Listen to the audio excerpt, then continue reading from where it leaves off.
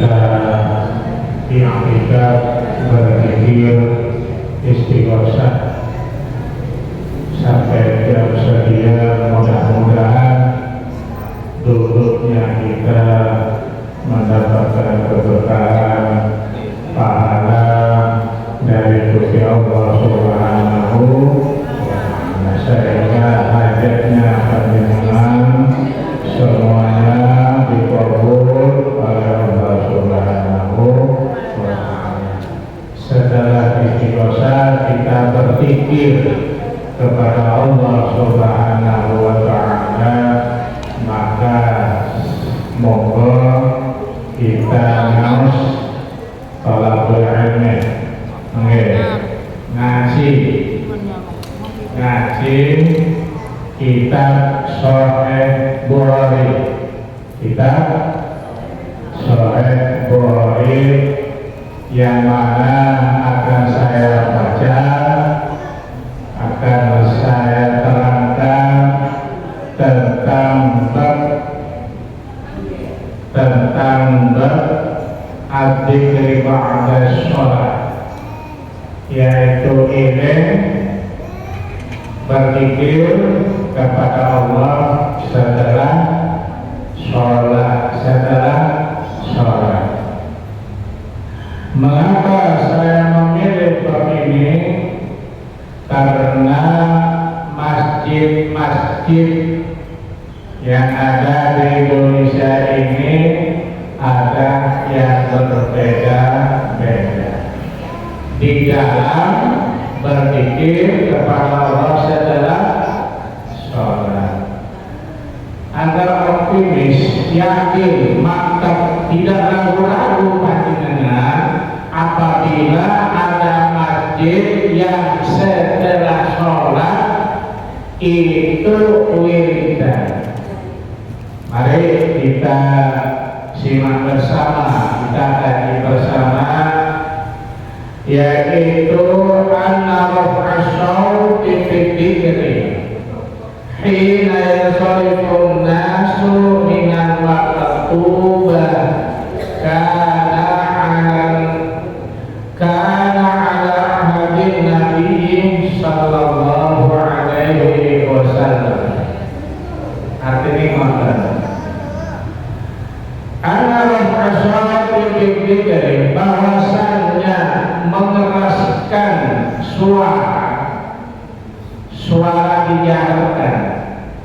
Contoh begini, saudara assalamualaikum, imam itu assalamualaikum warahmatullahi wabarakatuh, itu kemudian imam baca wiridan Astaghfirullahaladzim alladzi la ilaha illa huwal hayyul qayyum wa atubu ilaih. Kemudian ada imam itu baca tidak pernah lepas Allahumma ajirna minan nar. Keterangannya orang yang berdoa itu 7 kali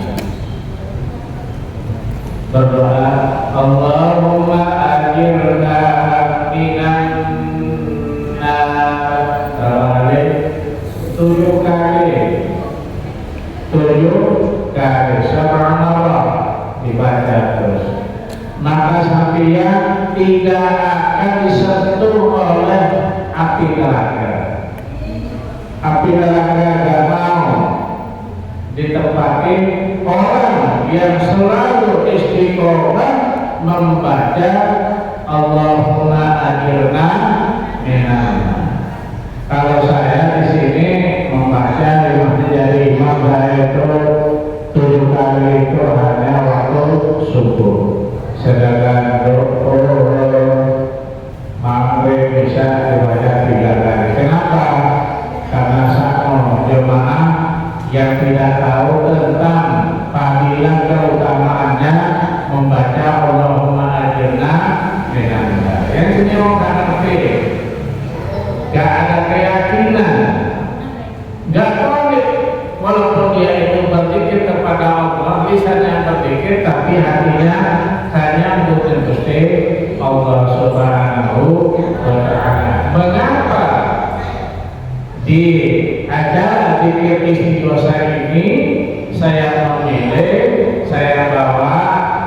kitab Sahih Bukhari bab al-zikri ba'da sholat agar panjenengan paham, mengerti dan yakin sehingga sampai setelah sholat tidak akan meninggalkan wiridan yang sudah dibaca menjadi amaliyah kiai-kiai NU di seluruh Indonesia. Jadi kalau sampian mau sholat berjamaah di masjid, kalau di masjid itu tidak ada labelnya NU, maka sampai itu salah masuk, sehingga setelah sholat maka tidak membaca baca, tetapi tidak mengeraskan suara.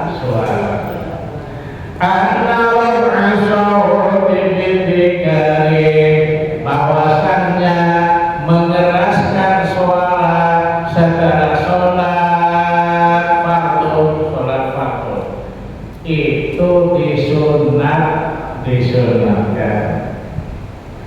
Hina yashrifun nasu, ketika seseorang yaitu selesai melakukan sholat. Jadi sampai itu lewis maghrib sholat, assalamualaikum warahmatullah minal maktubah, dari sholat fardhu, sholat wajib. Apa sholat wajib itu? Asar, maghrib, isya, subuh itu dikeraskan. Sebagaimana imam-imam di masjid-masjid NU disuruh. Saya pernah di Jakarta, saya tinggal di Jakarta 17 tahun, saya punya pesantren di Jakarta. Begitu digusur, saya pindah ke situ. Banten, Tangerang, Bogor, ke Sulawesi, ke Kalimantan, masjid-masjid yang ahli sunnah wal jamaah itu wiridan mengeraskan suara. Memang ada paham-paham yang mengatakan bahwa wiridan mengeraskan suara itu bid'ah. Kalau kita nggak ada di zaman Rasulullah wiridan dikeraskan suara itu nggak ada. Ya orang Quran baca, kita ini kitabnya Sahih Bukhari juz awal, juz 1. Sahih Bukhari itu ada 4, juz 1, juz 2, juz 3, juz 4. Ini menerangkan bab zikir setelah sholat ini ada di juz 1 halaman 204. Baca. Jadi yang mengatakan, yang ngomong bahwa wiridan itu nggak ada fitnah mana-mana, kurang, mereka yang mengatakan begitu kurang baca. Coba baca, kita itu banyak. Saya kemarin saya mau beli kitab 3, 1 itu berapa harganya? 471. Kasih tahu 250. Kalau beli itu 1 juta lebih. 1 juta lebih. Sebuah kitab Arab asli yang belum diterjemahkan ke bahasa Indonesia. Kalian sekolah agama SAG tunggal ngomong kilometer ya menjelek-jelekkan ulama kiai karena wiridan dikeraskan ya kiai itu sesat sampai di pusing sesat. Innama yasyallahu min ibadihi ulama, sesungguhnya orang yang paling wajib takut dan Gusti Allah adalah para ulama.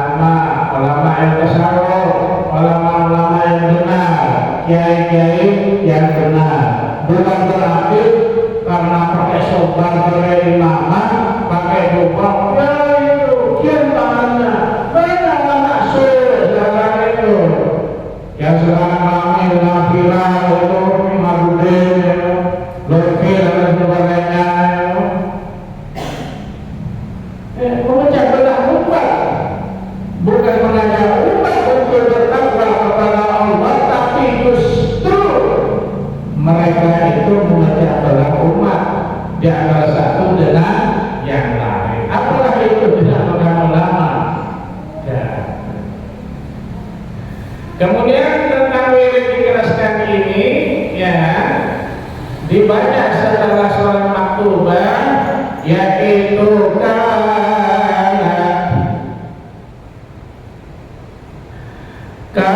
ada hadis Nabi Sallallahu Alaihi Wasallam itu sudah biasa dilakukan zaman Kanjeng Nabi Muhammad Sallallahu Alaihi Wasallam.